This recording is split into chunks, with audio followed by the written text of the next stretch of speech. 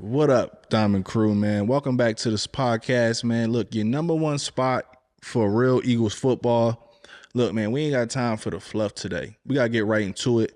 We got a revenge game coming up this Sunday, man. We got to talk about it. We got to get it off our chest, man. It's the Philadelphia Eagles versus the New York Football Giants Part 2. And you know what time it is, man. You know what time it is.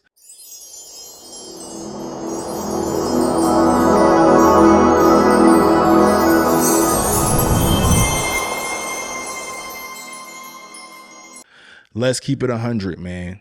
Let's keep it 100. The Giants, man, they got us the first time this year. They got the win. And you know what, man? I know that it left a bad taste in the mouths of our Eagles players, pause. But this the NFL, man. Every team gets paid. Every division game is always tough. Now, the difference is we're at home, man, at the Linc in those beautiful Kelly Green football jerseys. You know, that's my favorite, man. That's my favorite. I love those jerseys. And the Eagles, man, are looking to get their lick back. This isn't just a game. This is a statement. The betting world knows it. The line opened up at Eagles -7, and it's already climbing to -10.5 in some places. I bet you asking why. Because the public, the books, and everybody with a brain knows that the Philadelphia Eagles want to get this win badly. We're talking about a team, you know, who just melted down in the fourth quarter last week. That's what we're talking about. This is a chance to put the division on notice. This is that chance right now, and I think the Philadelphia Eagles step up because we got Jalen Hurts, man, Mr. Perfect. You can't talk about this game without talking about Jalen Hurts, man. What a performance. I'm talking about one of the best games I've seen from a quarterback, man. The man was perfect. A perfect 158.3 passer rating. He's only the third Eagles quarterback to ever do that. And listen, it wasn't a fluke. His 108.9 rating for the season, that's the highest in Eagles history through 7 games. Facts. That is the energy that we need. That is the leadership that we need. That is the display of precision that we need. The question for Diamond Crew, man, was this perfect game a one-off, or is this the standard for Jalen Hurts moving forward? Can he bring that same fire, that same laser focus against a Giants team, man, who already stopped them once this year? That's the question. Leave a comment, man. Let me know. Because in my opinion, if he does, it's a wrap. This game is over. The Giants will not be able to hang with the Philadelphia Eagles. We're looking for that same energy, that same display of leadership this week. You feel me? Is that making sense? Now, let's talk about the elephant in the room, man. The one thing that could throw a wrench in this whole revenge party. A.J. Brown. Look, man, the latest injury report has him listed with a hamstring, and he was DNP. Did not participate, if you don't know what that is. Look, if Brown is out, that's a major concern for me. You lose a massive weapon who just had a fantastic game last week. A straight spark. And suddenly, man, the Giants can probably focus all their attention on Devontae Smith and Dallas Goedert. Devontae Smith is a guy, you know, who has been playing amazing this season, had a monster game last week. He's been playing great. Devontae Smith is one of the ones I have always been a supporter of Devontae Smith, man. But hold up, man. We got to talk about Adoree Jackson as well. Also on DNP with a concussion. And, you know, I hate injuries. I hate that for him. You know, I don't like that. But, you know, it is a part of the game. But at the same time, man, that is not extreme loss for me. I'm cool, you know, with him just being on the bench when he is healthy, you know, because he's not that good at football to me anymore, you know, I guess. Whatever. But also, man, Azeez Ojulari, man, he's out with a hamstring as well. You know, so if Brown's out, you know, That's a big problem. If Jackson's out, okay. But, Brown being out is a huge advantage. It's a huge advantage for the Giants. So the final status of A.J. Brown is going to be crucial. It's going to be the news that we need. I'm sure that A.J. Brown will play, but just wanted to bring that up. You know what I mean? Got to talk about it. Got to let y'all know. But let's talk about something, man, that the talking heads on TV aren't screaming about, but it pays dividends and, it's everything to me. Let's give you that Diamond Crew value that you only can get right here. Let's talk about the fire, man, that's burning inside this locker room between two competitive giants. The stuff the mainstream media, they don't even want to talk about it most of the time. Or they probably just, they'll probably change the narrative. It's just not flashy enough, but it's the work for me. It's the work for me, man. It's like a little bit of O-line beef, it's execution versus predictability. Here's the drama. We got a little beef, a little disagreement, between two of our star offensive linemen, Lane Johnson and Jeremiah Hotta, about basically what's really going on with the offense. Lane is saying, look, man, the offense is predictable. The defense knows when we're running the football, when we're passing, we need the coaches to make the adjustments. He's pointing the finger at the play calling and the scheme. And as a fan, we have been doing that as well. You feel me? So I definitely don't disagree with Lane. But Jeremiah Hotta is looking at his teammates dead in the eyes and saying, nah, bruh. Nah, I don't think we're predictable. I think we're just not executing. We're putting ourselves in sticky situations and bad situations, getting behind the sticks. We got to look in the mirror. And guess what, man? I agree with that as well. As a fan, we have been saying that as well. It has been from both sides, from an execution standpoint and from a scheme standpoint.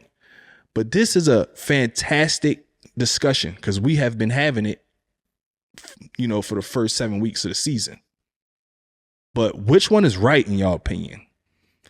Is the problem the play caller or is the problem the players, man? Look, I'm going to tell y'all when the answer is going to arrive. The answer will be this Sunday. The battle in the trenches is going to answer this question. If the offensive line dominates, if the running game is back, if Hurts has the time that he needs, which he has, Mailata is right. If they get blitzed and confused all day by this Giants defense, Lane Johnson point about predictability is validated. It's validated.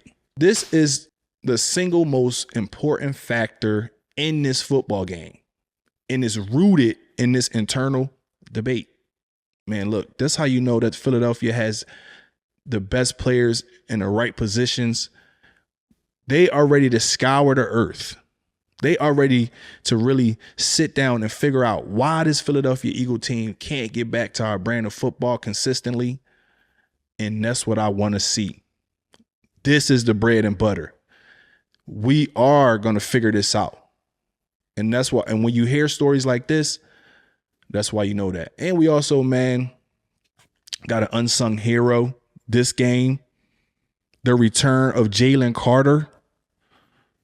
You feel me? He didn't play last game. The defensive angle that nobody is talking about.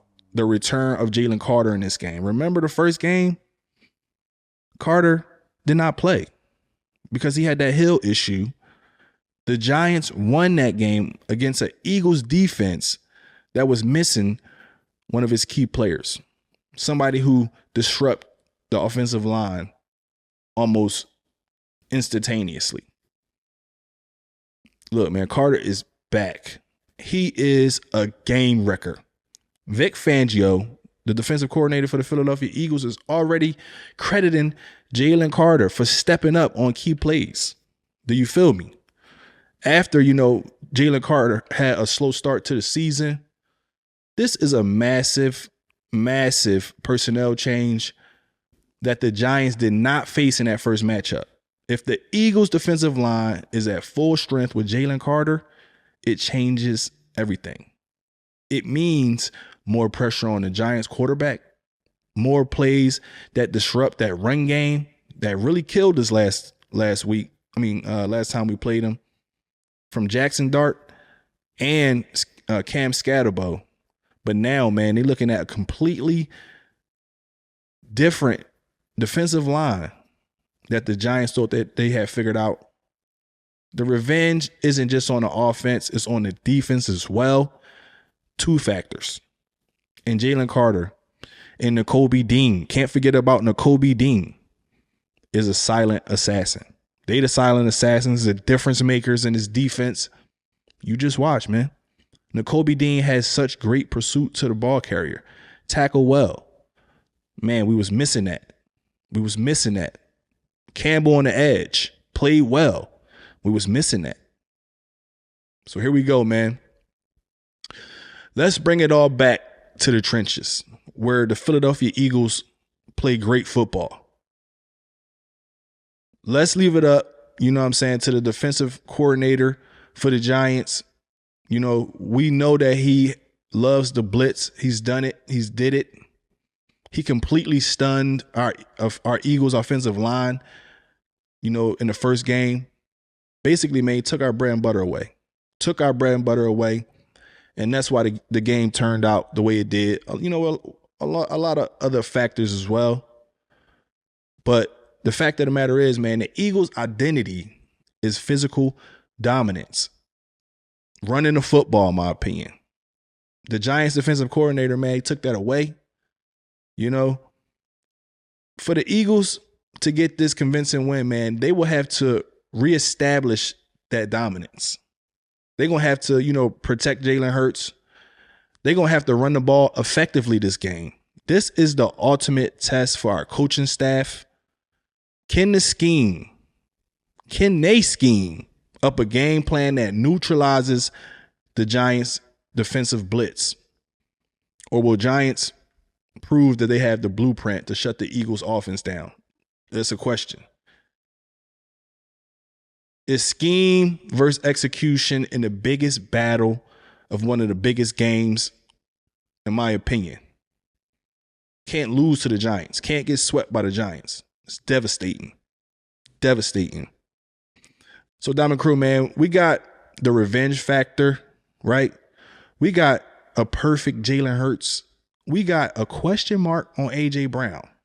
And we got a little bit of an internal O-line debate.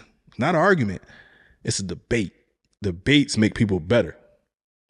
We got all the ingredients for a classic divisional rivalry game. You feel me? But at the end of the day, I'm looking at the talent. I'm looking at the motivation. I'm looking at the home field advantage. I know it's football, man. I know it's a divisional game and they are always tough. But I'm not picking against the Birds on this one. Not after Jalen Hurts' performance last week. Not with the revenge factor on the table. And especially not with Jalen Carter and Nakobe Dean back in the lineup. The Eagles are going to come out on fire this week. They're going to establish the run early. Hurts is going to be extremely efficient. And the defense is going to feast, tackle well, get these runners, these ball carriers to the ground this week, man. These are the keys to victory. I'm taking the Philadelphia Eagles, man, to get the convincing win. That's what I'm looking forward to seeing. I'm going to say Eagles 31, Giants 17. They cover the spread this week. They make a statement and they put the NFC East on notice. You feel me? That's what's coming. Pause. But look, man, that's my time, Diamond Crew. Let me know what y'all think in the comments. Are y'all with me on this Eagles getting revenge? Are y'all worried about A.J. Brown? Let's talk about it. Look, man, don't forget to like, comment, and subscribe. Hit that notification bell.